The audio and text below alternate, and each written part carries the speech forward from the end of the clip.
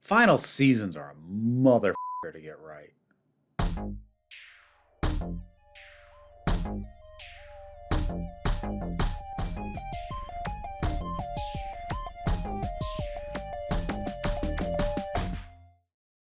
Arcane Season 2. I did my sort of raw, unfiltered reviews of each of the 3 chunks of episodes that were released.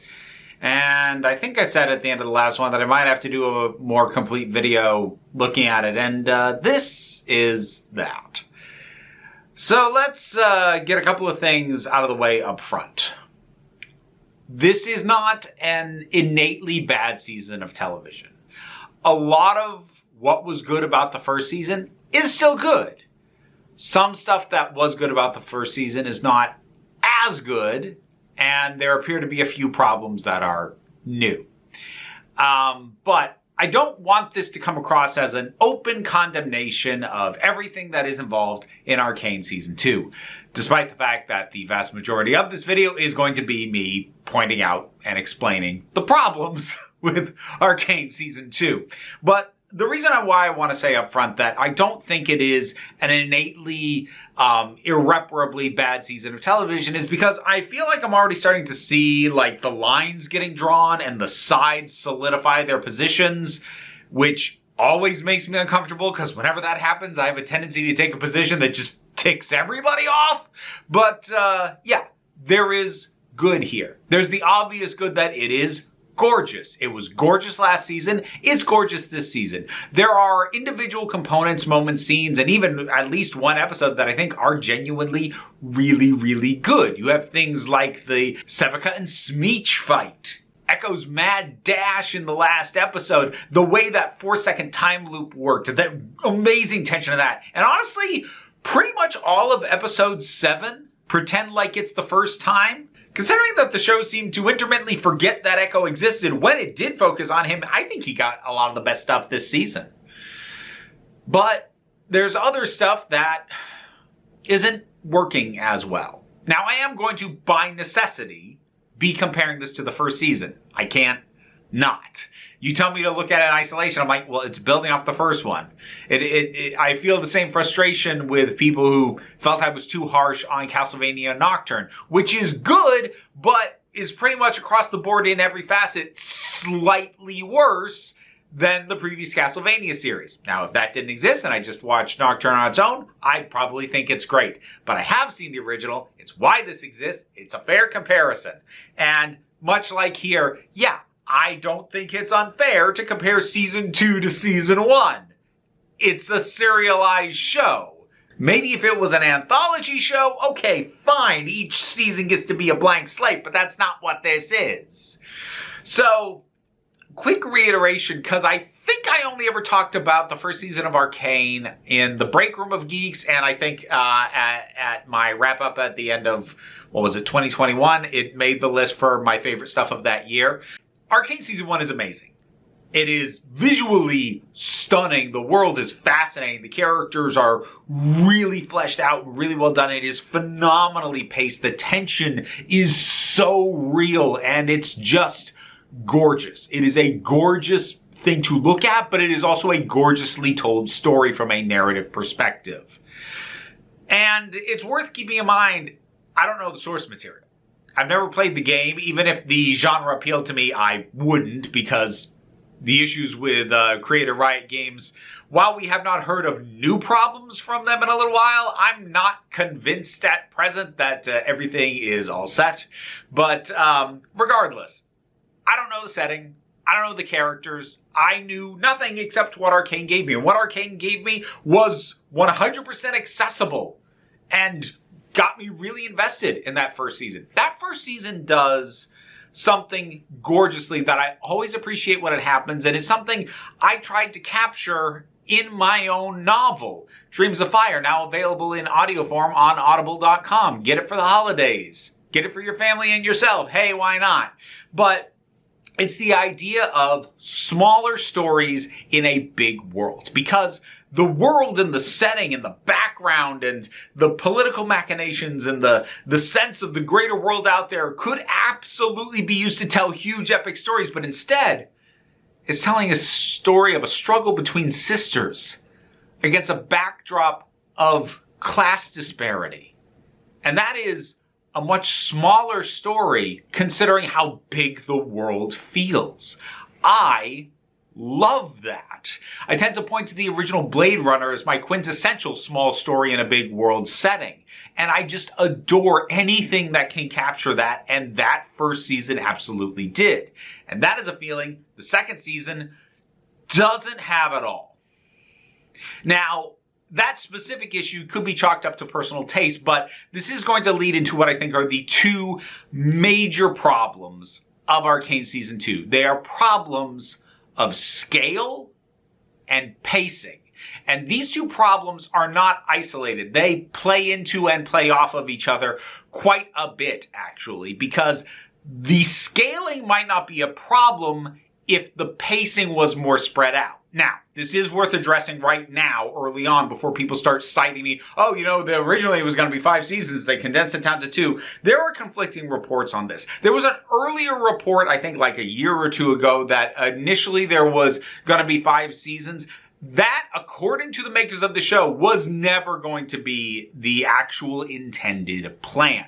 What kind of got twisted into that is there was a story of the person who was going to approve of the whole thing telling them well, we aren't sure that we're going to just go ahead and greenlight the pilot because we're going to give you 5 seasons. But it was him messing with them, and it wasn't literally that the plan was for 5 seasons. It was a commitment to move forward with the show. And unfortunately, you put something like that in print without the vocal intonations that it was probably delivered in, and suddenly you take it at face value and don't realize the nature of that statement. But according to the makers who have gone on record more recently with all this, it was never intended to be 5 seasons. And they're pretty insistent that it was always meant to be 2.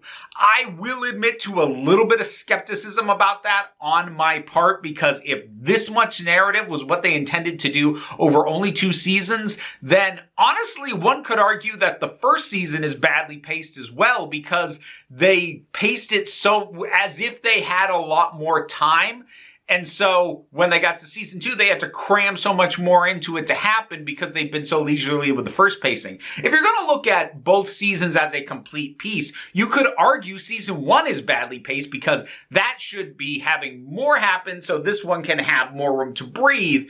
But looking at them in isolation, which was, how they originally came out, just looking at Arcane season 1 by itself, it's gorgeously paced. It's phenomenally paced.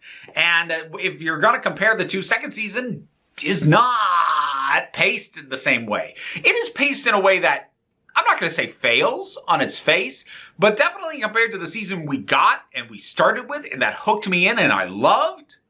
Yeah, no, this is not the same thing. I'm going to end up making a couple of comparisons to Game of Thrones. One comparing Arcane favorably to Game of Thrones, and one comparing unfavorably.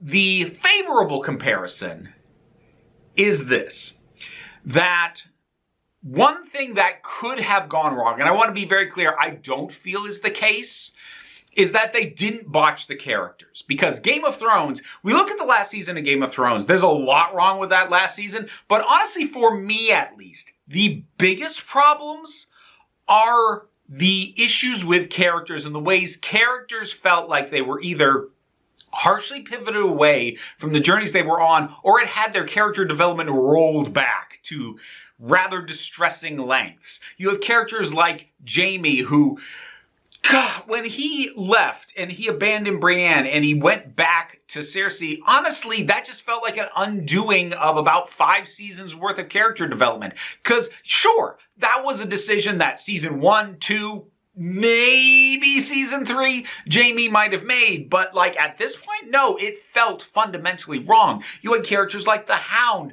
who had gone through multiple seasons of, I'm not going to say getting over his issues with his brother, but realizing the fault of just meaningless revenge and finding that there was more out there, besides which his brother is effectively dead. And suddenly he's going to throw all that away so that he can die after beating up his brother's corpse for all intents and purposes. And Daenerys is her own absolute disaster of mischaracterization. But the reason that stuff all bothers me way more than, say, Sansa killing the Night King, I'm not going to defend that as a choice. I'm not going to say that's a great narrative choice, but that never, even at the time, bothered me anywhere near as much because, okay, maybe it's a little less narratively satisfying to not pay off Jon Snow the way we were expecting, but it also was in character. It made sense for her to try to do that, and the narrative was contrived that she succeeded, but no, I bought it. Everyone was behaving in a way that made sense for the characters as I understood them. Jaime, Daenerys, Cersei, the spider, I can't even remember the character's name now, but the bald guy was the spy master. All these characters just started acting in ways that did not make sense to me for these characters as I understood them. And that was the biggest fundamental problem with season 8. For all the other narrative problems, it was the betrayal of the characters. That is not going on in Arcane season 2. In my opinion. I've already seen some people start to say, no, they actually have betrayed characters, and I understand how some people got there, but I'm going to disagree. And here is why. For me, at least, none of the characters made decisions that I either don't believe they were already inclined to make or don't believe they would be capable of making under the right circumstances. Now, that second one is something that you can start to poke some criticisms at because you can argue that the circumstances either weren't quite met or were forced and rushed to get them there. And I might even agree with that. But I could still, not without a ton of difficulty, envision these characters making these decisions. So that is where it compares favorably to Game of Thrones. Where it compares unfavorably to Game of Thrones is in its overall pacing. And at this point, let's chop off the infection before it spreads and pretend Game of Thrones was a 6-season show. Going from season 1 of Arcane into season 2 of Arcane felt like going from season 1 of Game of Thrones to season 6 of Game of Thrones. And I don't mean like skipping over the narrative. I mean in terms of size and scope, because season 1 of Game of Thrones was a story about struggles and internal politics and a family, you know, a little bit torn, trying to hold it together, just trying to navigate this world, and everyone just trying to take care of their own as best as they possibly could. By season 6, it was, oh my gosh, how are we going to take care of these ice zombies, and the dragons are coming, and we have a three-eyed crow and magic, and we don't have time for your petty between family squabbles anymore because we got bigger problems. And that's not an invalid story to tell, but Game of Thrones made it work up until season 7 and 8 because they took 6 seasons to increase that scale and that scope. Did early hinting at it? Sure. White Walkers were one of the first things we got hinted at in the show, but it didn't let them overtake the narrative until there was time to gradually open up and expand the scale. This is actually part of why I don't think I ever will like House of the Dragon as much as Game of Thrones, because they jumped to not the far end scale, but they jumped to about mid series scale pretty much immediately. And I would have liked to have started smaller, but whatever. That's becoming a tangent. But that's the kind of jump in scale and scope. Season 1 was focused on Vi and Jinx. And yes, there was the class struggle. There were other characters, phenomenal characters, great struggles, great impact on each other. But that first season was character driven. What drove the action was the choices and the actions of the characters. Season 2 feels much more event driven. It feels much more like this isn't happening because of the choices characters are making. This is happening because of the reactions characters are having to events that are happening basically regardless of what they do. And when I say event driven, I mean things like Victor starting to spread his cosmic healing cult thing. Like, yes, you could say, well, Victor's making a choice. He is, but it has outgrown just him. It's not just a matter of him making choice. You could try to argue with me that the whole Noxus invasion, like, well, that's a character choice because it's like, it's a country invading. That is an action that is bigger than just her. So you've got all these things that are these big events that everyone's reacting to, and it feels a lot less like the characters interacting and impacting each other. And I think the best example to explain what I'm talking about is what ends up being the initial thing to start to bring Vi and Jinx together again, which is Vander, or Warwick. I guess that's a pull from the games.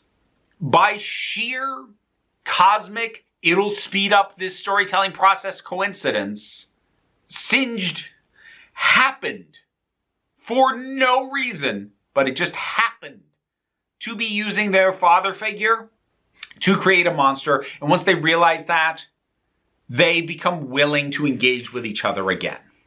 Does it instantly fix things? No, there's still some nuance to that, but it is this outside force that makes them start to at least consider connecting again.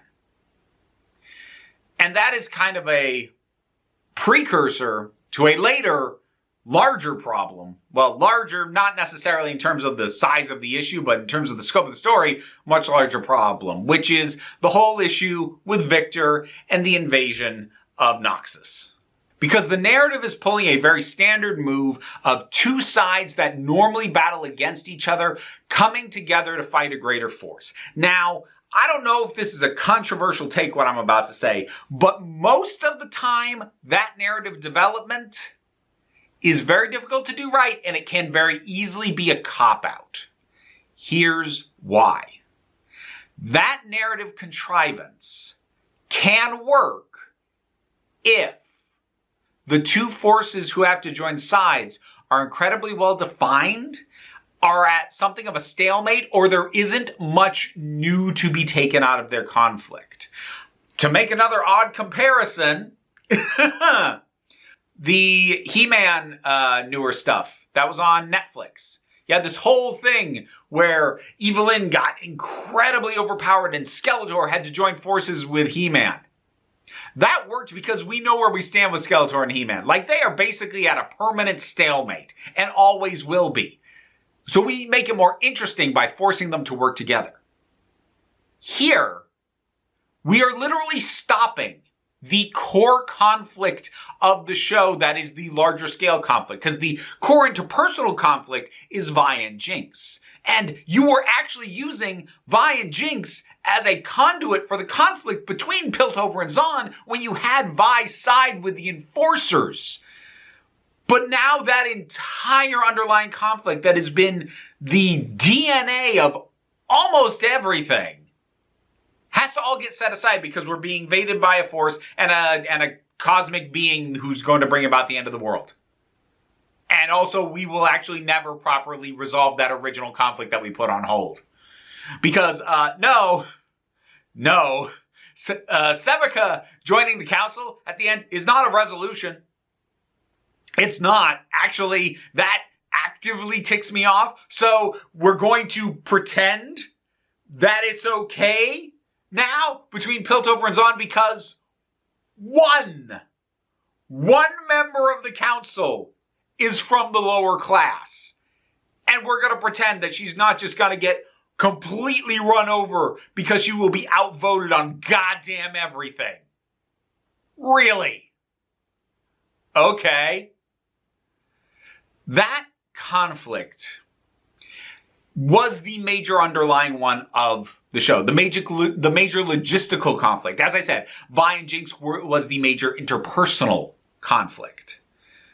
And all that gets set aside so we can have a bigger world-ending climax. And not everything about the world-ending story is in fact bad. Actually, I'd say the best thing about it is the reveal at the end that it is basically one enormous time loop for Victor. To realize that he was the sorcerer that initially gave young Jace that inspiration that would lead to the creation of Hextech. And that he did that in the hope of somehow averting what he himself would ultimately do, because ultimately there would be nothing left and he would have nothing but time to realize that wasn't worth it. There is no prize to perfection, only an end to pursuit. That is actually quite gorgeous as a story for Victor. It needs more time to breathe, and we need more time to build there. As I said, while I have my doubts that this was originally intended to only be 2 seasons, I don't feel like calling the creators liars, and I don't think it's to anybody's benefit to start doing that. What I will say is, if this entire 2 seasons worth of story was always meant as 2 seasons, then they were planning to do too much. I suspect, and looking at some comments, I'm at least seeing things lean this way. I suspect that people who are more familiar with the original game and with the existing lore probably got a lot more out of Season 2 than I did. Because a lot more of Season 2 felt like fan service in a way that Season 1 almost never did. So far, I've largely been talking about the scale issue. I've mentioned pacing a little bit, but let's microcosm the pacing. Isha. So this is the young kid that Jinx starts watching out for. Now, I've seen some people push back on Jinx's storyline and the idea that she didn't just own the badness like it looked like she was going to at the end of Season 1. This is kind of what I mean when I say that I don't think the things done with the characters don't work on their face, because this would have worked better paced out further. But in my mind, what happened to Jinx after she blew up the council, the reason she would do what she would do, and a big reason for her being torn the way she was a lot because of Silco. Now, not on purpose, he did his best to try and do right by her, but dude was a terrible parent. It was a horrible parental figure. And her desire to please him because of the things he wanted led her to do some of her worst stuff. Yes, in a very unhinged way that often hurt his interests regardless, but once the motivation of pleasing him is gone because he's dead, she killed him, and she's already done what might be the worst thing that she could do in terms of large-scale destruction, and she realizes it hasn't made her feel any better.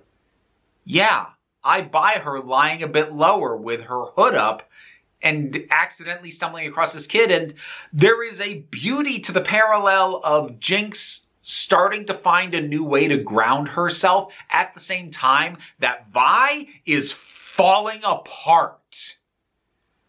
I do appreciate that. Now, I'm not sure the season fully properly established everything I just said. Like how the lack of Silco's pressure and the desire to please him on her probably did her a lot of good. I don't think really gets properly addressed, but in my mind, I did still feel it in there. But anyways, Jinx starts on this trajectory, and I started this by bringing up Isha. Isha is, in some ways, a little bit contrived. Like, let's give Jinx a kid to watch over because that's a way that we redeem bad people. That's very common. But I did think it largely worked. I thought their dynamic was interesting. And later on, when Isha dies, while sacrificing herself to take the Vander Warwick monster out as well, which is also immediately removing the bringing back of Vander after he'd accomplished what bringing back him was meant to do. Oh, let's just kill him. Oh, and let's just kill this kid too. And then not really ever being brought up again. Like, Vander kind of comes up again because basically the corpse that he was turned into is kind of being puppeted by Victor, but Isha isn't really brought up. Hey, it's Vera jumping in from the edit, which is why the audio quality suddenly got better. I'm just going to lay a few more details out here because I know people are going to argue with me. I'm not claiming that there is literally no fallout from Isha. Presumably, her death was a factor in Jinx deciding to just turn herself in and the state that we see her in when she's in the jail cell. But the thing is, it's really hard to break down how much of that is specific to losing Isha, how much of it was losing Vander, how much of it was the general hopelessness of the situation, just an overarching sense that it's not worth trying anymore. Heck, while she's in that cell, she has a hallucinatory conversation with a dead person, and it's Silco. And if you're going to try and tell me, what, you need it spelled out exactly what was contributing to what? Look, in the first season, it was very clear how the deaths of Milo and Clagger specifically impacted Jinx. I don't think I'm out of line for pointing out that Isha's death doesn't have anywhere near that kind of impact, and it really feels like it should. There was another death in season 1 that also felt way more impactful than this, but I will turn it over to original recording me to handle that. There was an episode in the first season where Jace killed a kid whose name I don't know if I ever learned. And who never had a line, I don't think. But you felt the impact of it. You felt the impact of it on the character, and not just in that episode. In the remainder of the season, you saw what that did to him.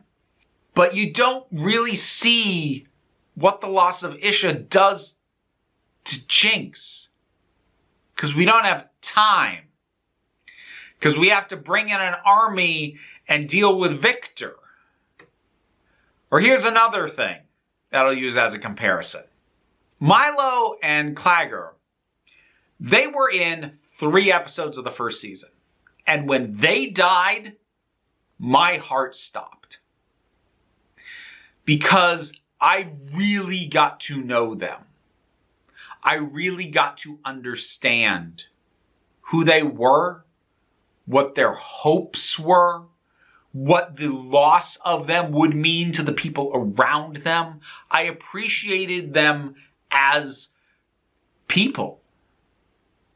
And when they were gone, it hurt, which made it so much more believable that it hurt the people around them who cared about them as much as it did. This has a character name, I think his name is Loris? I think? Guy with the big shield. Pretty sure he definitely has more episodes than Milo or Clagger did alive. Might even have more raw screen time. When he died in the last episode, I didn't care.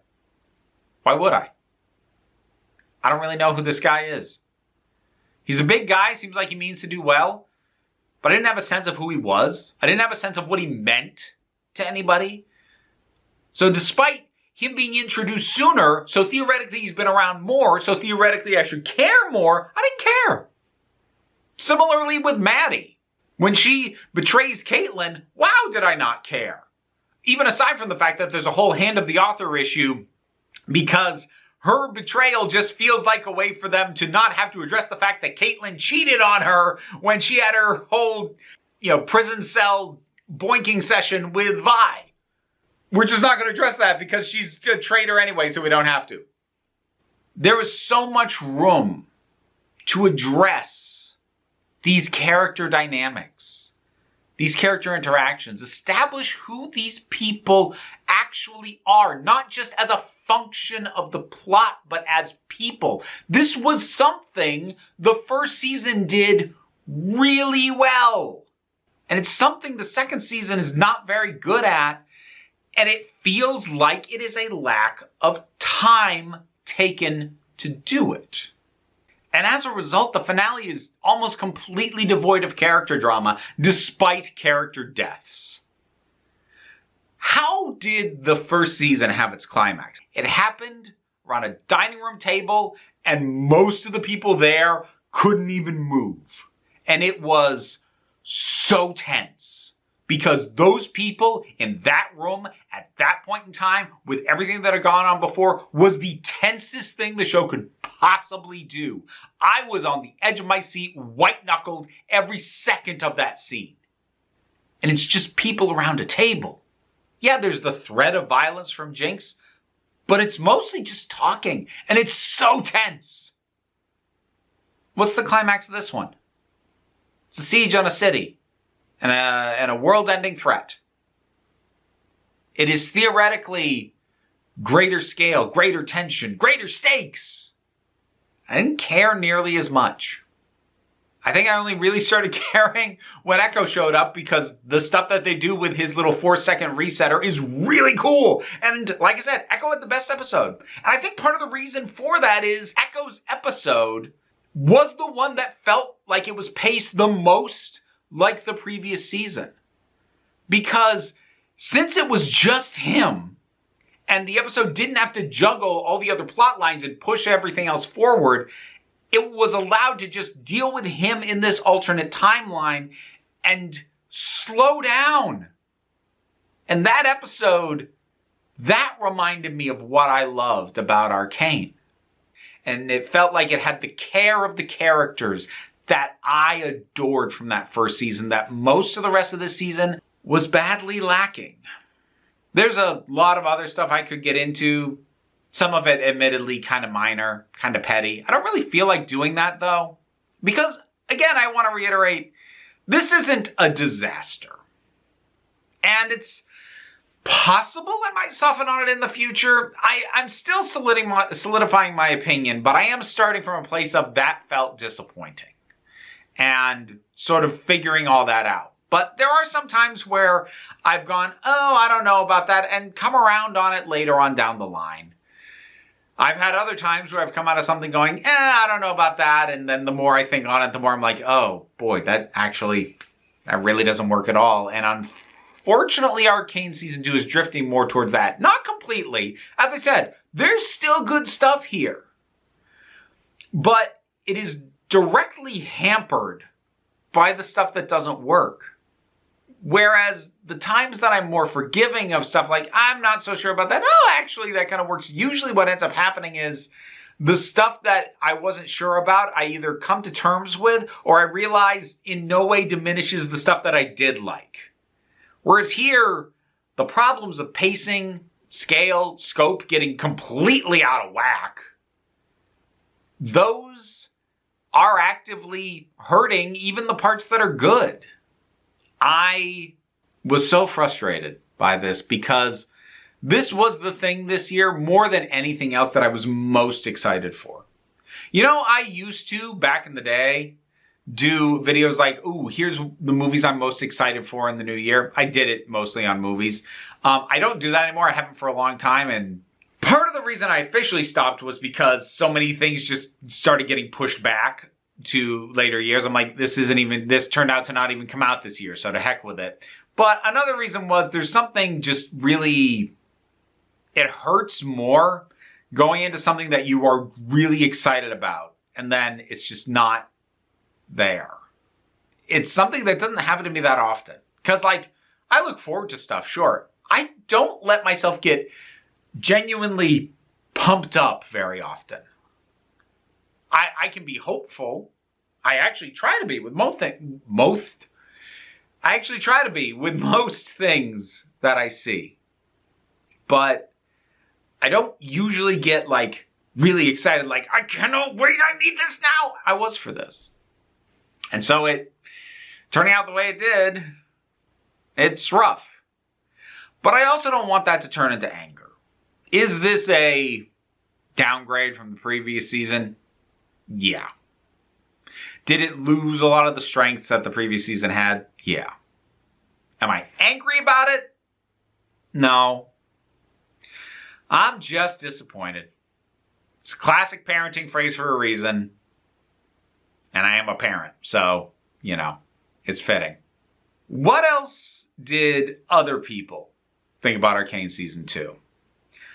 I feel like my criticisms, like looking at the comments on the videos that I made on them, I had a few reservations even from the first, because it was released in three blocks, 3 episodes, one block a week.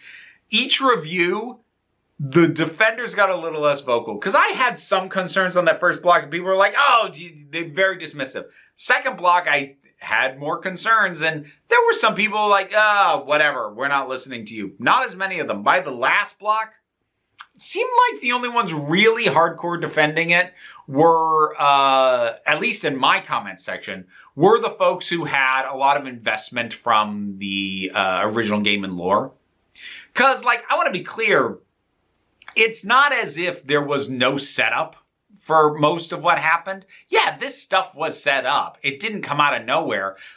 But there is still an issue of pacing. And it's not just a matter of, something as simple as, oh, it was the time jumps. Season 1 had time jumps too, but they were better handled.